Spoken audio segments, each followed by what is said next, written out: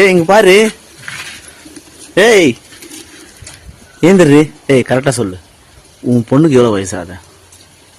பொய் சொல்லாம சொல்லணும். உன் பொண்ணுக்கு எவ்வளவு வயசா? 8 வயசு ஆகுது. நான் அப்படியே ஷாக் ஆயிட்டேன். ஏய் கரெக்டா சொல்லு, சிரிக்காத. சிரிச்சியா எனக்கு கோவம் வந்துடும். சொல்லு, உன் பொண்ணுக்கு எவ்வளவு வயசு ஆகுதா? கரெக்டா சொல்லு, உன் பொண்ணுக்கு எவ்வளவு வயசு ஆகுது? சொல்லு, சிரிக்காத.